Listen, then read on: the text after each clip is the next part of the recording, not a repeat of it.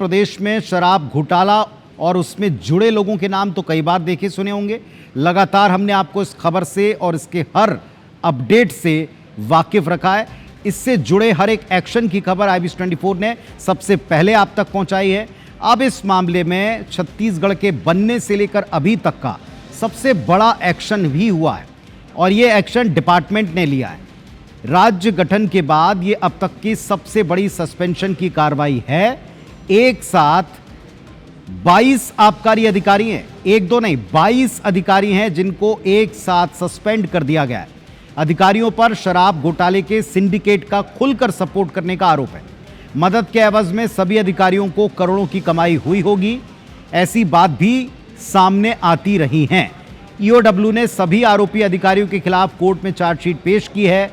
कांग्रेस की पूर्ववर्ती सरकार में 3200 करोड़ का आबकारी घोटाला खुलकर सामने आया।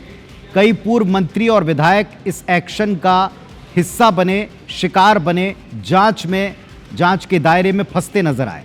अब इसमें सबसे बड़ा एक्शन हुआ है। 22 अफसरों के ऊपर सस्पेंशन की गाज गिरी है। बड़ी बात यह, दिलचस्प बात यह कि इनमें से कुछ अधिकारी रिटायर हो गए और एक की मृत्यु हो चुकी। 7 अफसर रिटायर हो गए, एक की मृत्यु हो गई 22 में से। और इसके बाद इन सारे अधिकारियों पर जांच का शिकंजा, कठिनाई इनकी और बढ़ने वाली।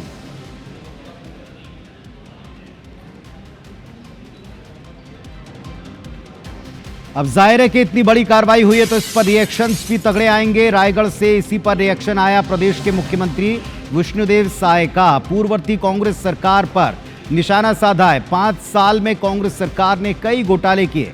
केंद्र राज्य की एजेंसियां जांच में जुटी हैं, दोषी दंडित होंगे। शराब घोटाला एक बड़ा केस है, जांच ED के द्वारा की जा रही है। जो दोषी होगा सब पर एक्शन होगा, यह दावा है प्रदेश के मुखिया का।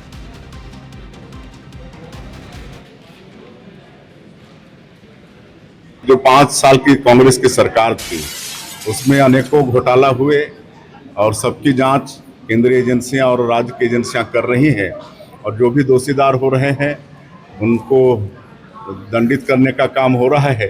शराब घोटाला भी एक बड़ा घोटाला यहाँ पर हुआ, उसकी भी जांच ED के द्वारा हो रही है और जो भी उसमें दोषीदार होंगे सबके प्रति कार्रवाई होगी।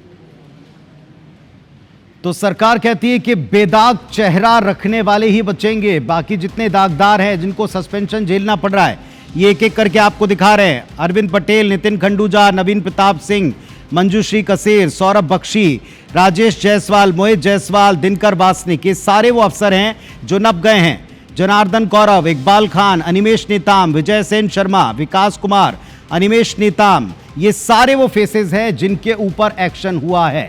ये सारे 22 अफसर सस्पेंड होंगे, इन पर कार्रवाई की जाएगी आगे नियमतः।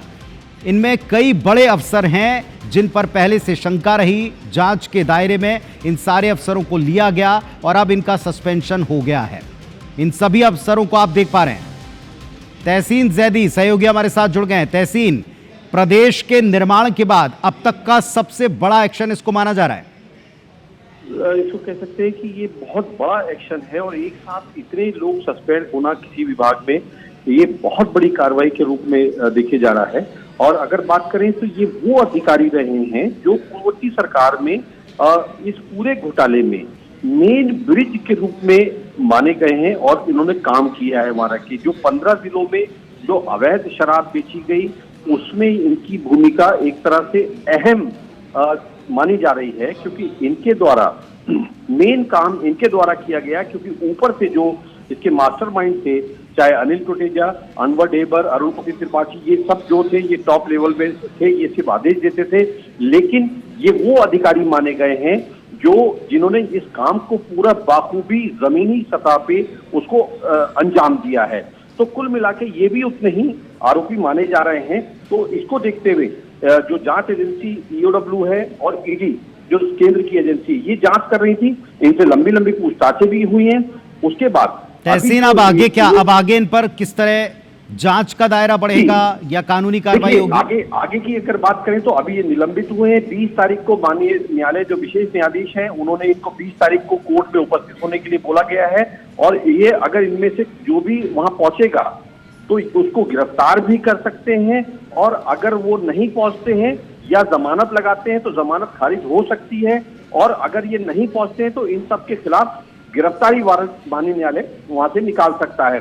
अगर ये बात करें तो विभाग ने, जो आबकारी विभाग ने इसमें जो विवेचना के बाद जो हुआ है, लोक सेवक के विरुद्ध विवेचना में धारा 7, 12 और 13(2) के तहत ये निलंबन कार्रवाई यहाँ पे की है। और यहाँ पे एक अपडेट अपने दर्शकों को दे दें कि इन सब की जगह पे नई नियुक्ति भी हो गई है, जिसका आदेश अभी थोड़ी देर में राज्य सरकार। चलिए, आप एक बड़ा अपडेट दे रहे हैं कि न केवल इनका सस्पेंशन हुआ है बल्कि इनकी जगह, क्योंकि अगला सवाल यही था कि अब इनकी जगह कौन लेगा, क्योंकि इतनी बड़ी संख्या में अगर अधिकारी ऐतिहासिक तौर पर सस्पेंशन झेलेंगे तो ये संख्या भरने वाले लोग भी चाहिए। तो आपने ये भी बता दिया कि इसका आदेश भी कुछ ही देर बाद आ जाएगा। फिलहाल इंतजार उस अगले आदेश का होगा। शुक्रिया आपका इस अपडेट के लिए।